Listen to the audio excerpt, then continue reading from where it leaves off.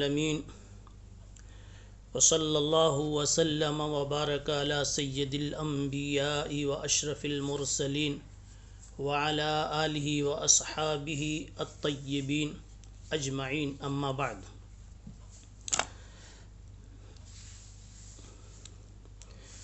بات چل رہی تھی ارشاد نبوی صلی اللہ علیہ وسلم لا تقبل الصلاۃ بغیر طہور میں معنی قبولیت پر ماقبل سے ربط کو یاد کرتے ہوئے دہرا لیجئے کہ قبول کا دو معنی بتلایا گیا تھا، معنی اصابت، معنی اجابت۔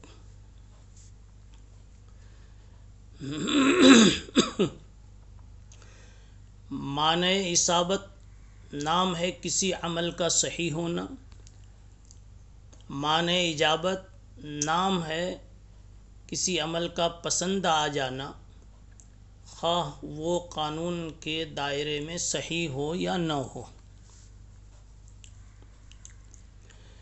یہاں کون سا معنی مراد ہے متعین کیا گیا تھا کہ امام بخاری رحمۃ اللہ علیہ کی ابواب کی ترتیب قرینہ ہے اس بات پر کہ یہاں معنی اجابت مراد ہے، یعنی اللہ تعالی کوئی نماز پسند نہیں کرتے، یہ مفہوم مراد ہے، اور اس سے مقصد حضرت کا ہے وضو کی اہمیت کو سمجھانا۔ اور آپ یہ سمجھیں یہاں 3 باب ہے، یہ ایک باب تو وضو کی اہمیت کا ہو گیا، اس کے بعد پھر ایک باب آئے گا، آپ دیکھیے اسکرین پر، باب ما جاء فی فضل الطہور۔ پہلا باب ہے باب ما جاء لا تقبل الصلاۃ بغیر طہور، اور دوسرا باب ہے باب ما جاء فی فضل الطہور، مستحضر رکھیں، اور تیسرا باب آئے گا باب ما جاء ان مفتاح الصلاۃ الطہور۔ تو تیسرا باب ہے مفتاح الصلاۃ الطہور، دوسرا باب ہے فضل الطہور، اور پہلا باب ہے لا تقبل الصلاۃ بغیر طہور۔ اب آپ کو سمجھنا ہے تینوں بابوں کا معنی اور مفہوم یا مقصد۔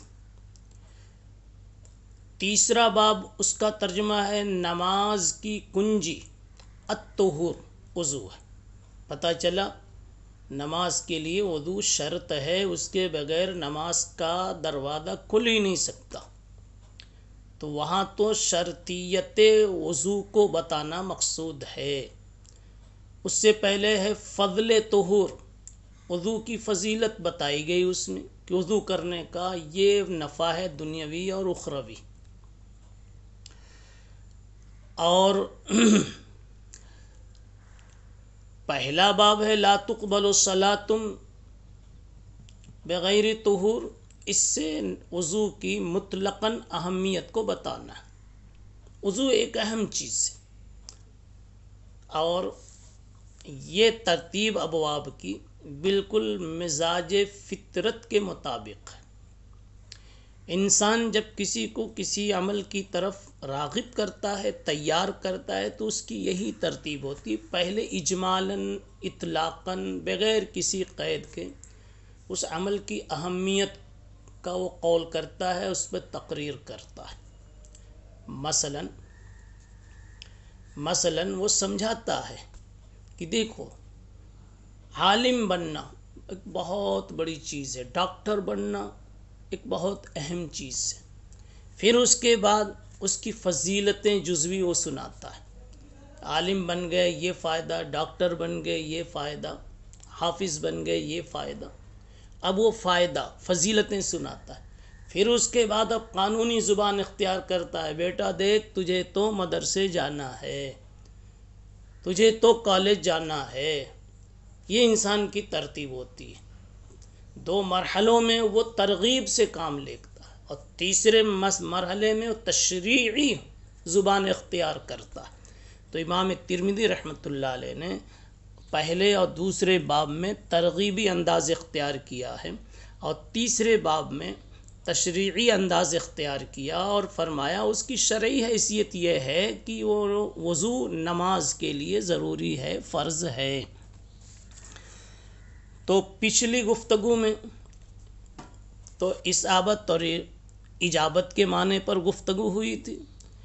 آج کے درس میں اسی سے جوڑتے ہوئے یہ کہیے کہ لا تقبل صلاتم میں جو لفظ صلات ہے یہ نکرہ ہے اور تحت النفی ہے، لا تقبل نفی ہے، اور آپ یہ جانتے ہیں کہ نکرہ تحت النفی عموم کا فائدہ دیتا ہے۔ النکرۃ اذا وقعت تحت النفی تفید العموم، عموم کا فائدہ دیتا ہے۔ اب ترجمہ یہ ہو گیا کوئی بھی نماز مقبول نہیں بغیر وضو کے۔ پتہ چلا کوئی بھی نماز۔ اب نماز کی چند قسمیں ہیں، نماز فرض ہے، نماز نفل ہے، اسی طریقے سے نماز رکوع و سجدے والی ہے، نماز بغیر رکوع و سجدے والی ہے،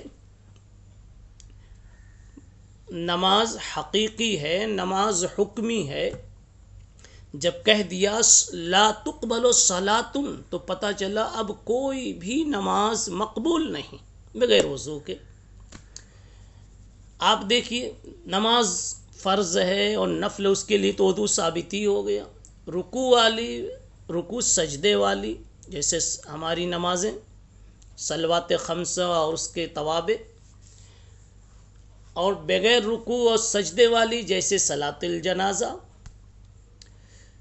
اور نماز حکمی یعنی وہ اعمال شرعیہ، وہ عبادت کے کام جس کو شریعت نے نماز کے حکم میں مانا ہے، جیسے سجدہ تلاوت۔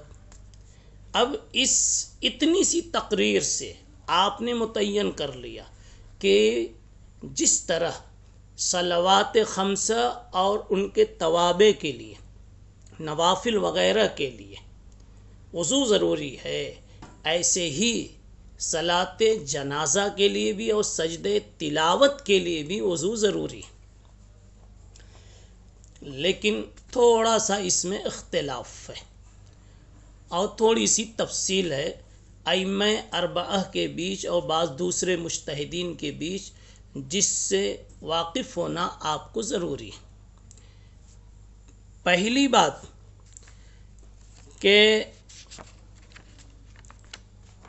بات تو یہ آپ کو یاد رکھنی ہے کہ صلوات خمسہ یعنی جو صلوات حقیقیہ ہے، رکوع سجدے والی ہیں، جس کے نماز ہونے میں کوئی شبہ نہیں، چاہے وہ صلوات خمسہ مفروضہ ہوں یا ان کے توابع یا اور کوئی نفل ہو،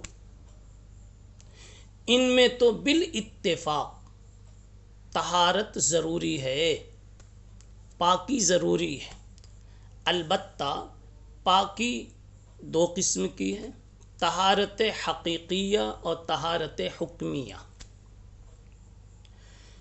طہارت حقیقیہ اس نجاست سے پاک ہونا جو نجاست کی ظاہر میں دکھ رہی ہے، جو نجاست محسوس ہے، مثلا کپڑے میں پیشاب پاخانہ لگ گیا، خون لگ گیا، تو یہ وہ نجاسات ہیں جو نجاسات ظاہرہ حقیقیہ، نمازی کا اس سے پاک ہونا ضروری ہے۔ اب اس میں بھی عموم ہے، نمازی کے بدن کا بھی پاک ہونا ضروری ہے، کپڑے کا بھی پاک ہونا ضروری ہے، جگہ کا بھی پاک ہونا ضروری ہے، یعنی اس سے دور ہونا، ہر قسم کی نجاست سے دور ہونا، یہی تو طہارت ہے۔ تو طہارت میں بھی عموم ہے کہ طہارت ہر قسم کی طہارت ہونی چاہیے، یعنی طہارت حقیقیہ، نجاست ظاہرہ حقیقیہ سے پاک ہونا۔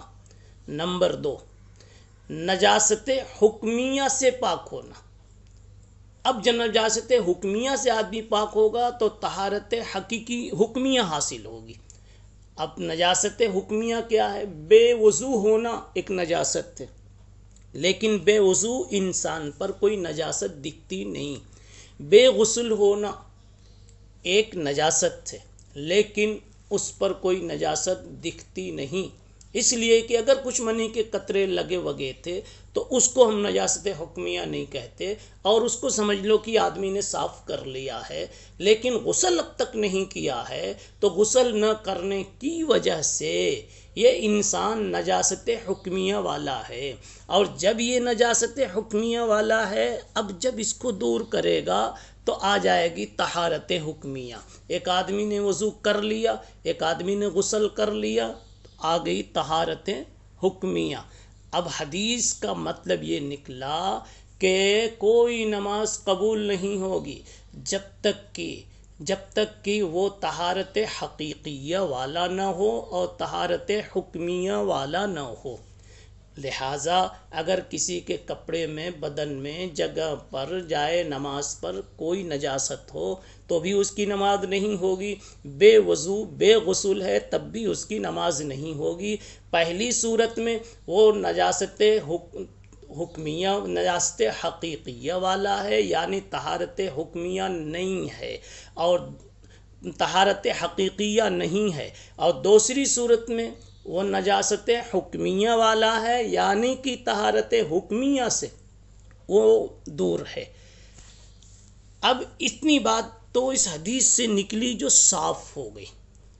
البتہ ائمہ اربعہ میں امام مالک رحمۃ اللہ علیہ کی طرف ایک بات منسوب ہے کہ امام مالک رحمۃ اللہ علیہ نماز کے لیے طہارت کی شرط نہیں لگاتے، حالانکہ جمہور کے نزدیک طہارت کی شرط ہے، تو امام مالک رحمۃ اللہ علیہ طہارت کی شرط نہیں لگاتے۔ بغیر طہارت کے کیا ان کے یہاں نماز ہو جاتی ہے؟ اب آپ کو شبہ ہوگا کیا بغیر وضو کے اور بغیر غسل کے نماز ہو جائے گی؟ جی نہیں، ان کے ہاں اگر یہ قول ہے تو اس سے طہارت حقیقیہ مراد ہے، یعنی مطلب یہ ہے کہ امام مالک رحمۃ اللہ علیہ نماز کی صحت کے لیے طہارت حقیقیہ کو شرط نہیں قرار دیتے، لہذا گندے نجس کپڑے یا نجس جگہ پر ان کے ہاں نماز ہو جاتی ہے۔ لیکن یہ حدیث امام مالک رحمۃ اللہ علیہ کے خلاف حجت ہے، اور جمہور کے لیے یہ حدیث دلیل ہے کہ لا تقبل صلاۃ بغیر طہور۔ اگلی بات ہے صلاۃ جنازہ کی۔ صلاۃ جنازہ بھی ایک نماز ہے، تو اس حدیث کے عموم کی روشنی میں وہ بھی بغیر طہارت کے نہیں ہوگی، اور دونوں قسم کی طہارت، حقیقیہ حکمیہ، دونوں قسم کی طہارت نماز جنازہ کے لیے بھی ضروری ہوگی۔ لیکن ابن جریر طبری، عامر شابی اور ابن علیہ کا مسلک یہ ہے کہ نماز جنازہ وضو کے بغیر صحیح ہے۔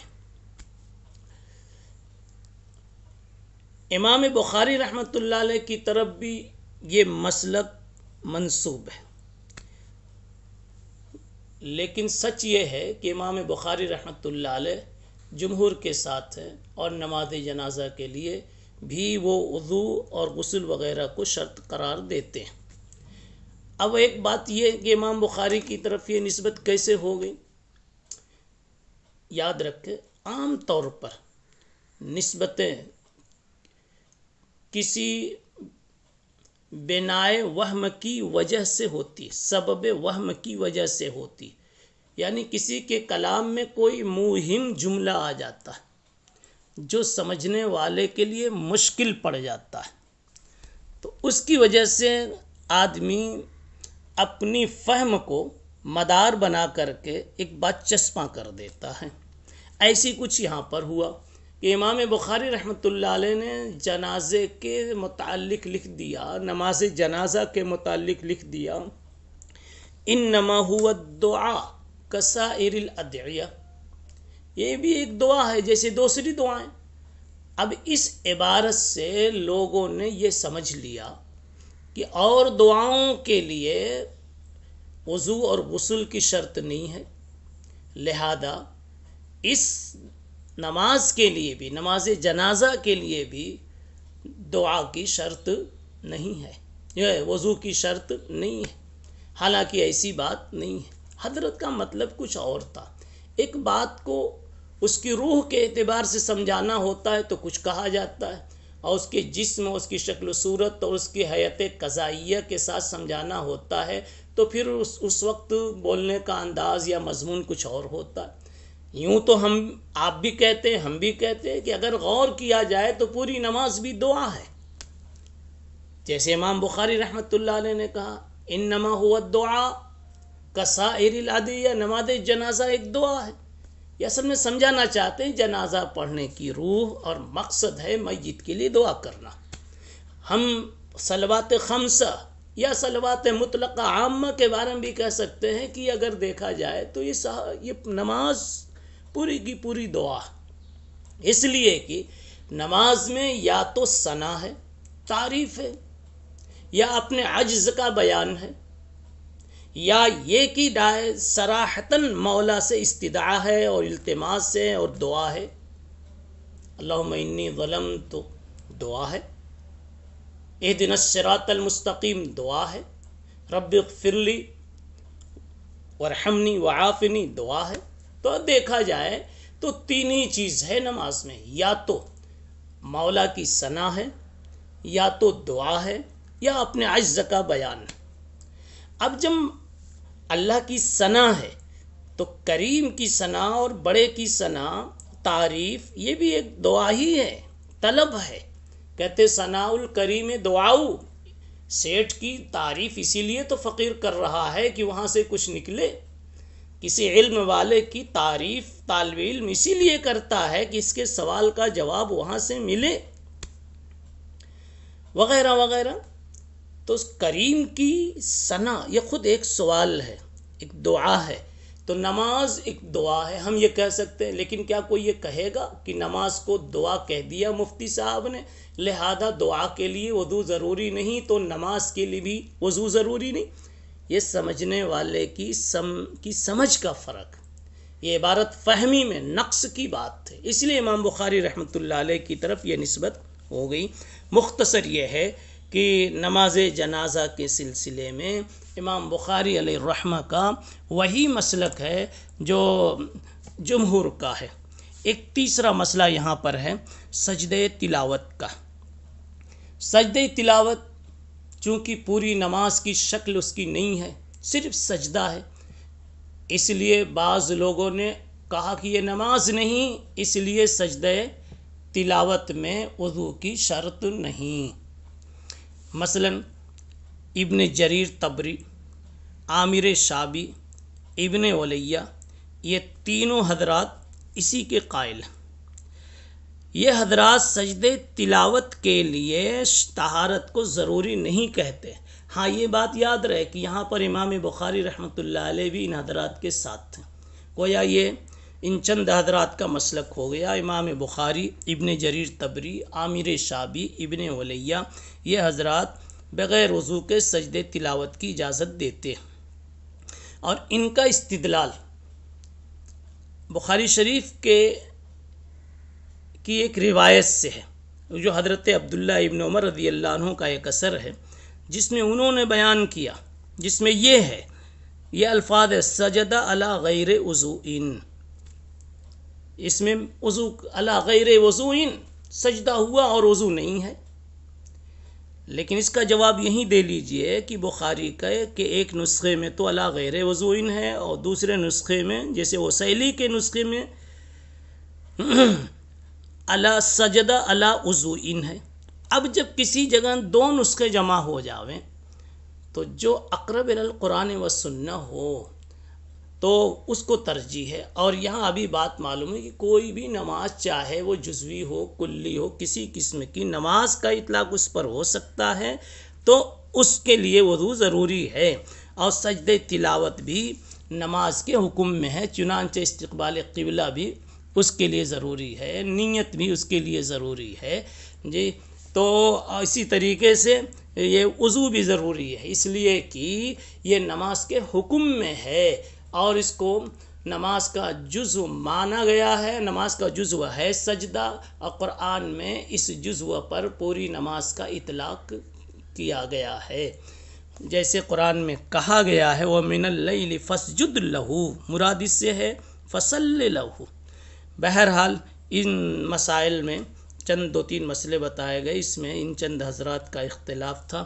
پھر اگلی مجلس میں انشاءاللہ سبحان اللہ وبحمدہ سبحان اللہ ولا تعجل بالقرآن من قبل أن يقضى إليك وحيه وقل رب زدني علما